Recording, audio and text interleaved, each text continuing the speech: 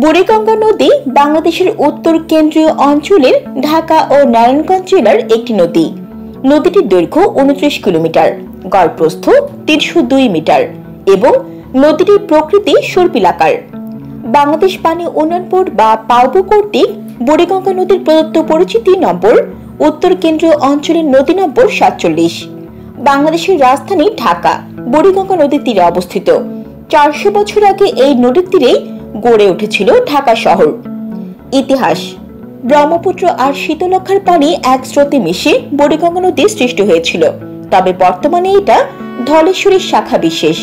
কথিত আছে গঙ্গা নদীর একটি ধারা প্রাচীনকালে ধলেশ্বরী হয়ে সোজা দক্ষিণে বঙ্গোপসাগরে মিশেছিল। পরে গঙ্গার সেই ধারাটির গতিপথ পরিবর্তন হলে গঙ্গার সাথে তার সংযোগ বিচ্ছিন্ন হয়ে পড়ে। তবে প্রাচীন গঙ্গা এই পথে প্রবাহিত হতে বলে এমন নামকরণ। মূলত ধলেশ্বরী থেকে বুড়িগঙ্গার উৎপত্তি।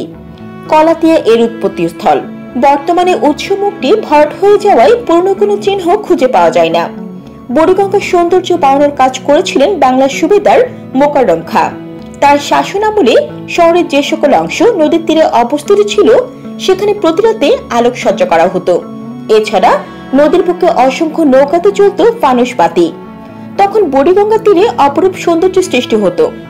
1800 সালে টেইলর বুড়িগঙ্গা নদী দেখে মুগ্ধ হয়ে লিখেছিলেন, বর্ষাকালে যখন বুড়িগঙ্গা পানিতে ভরপুর থাকে তখন দূর থেকে ঢাকাকে দেখায় ভেনিসের মতো। তবে বুড়িগঙ্গার আগের ঐতিহ্য এখন আর নেই। কালের বিবর্তনে দখল হয়ে যাচ্ছে বুড়িগঙ্গার নদী তীর।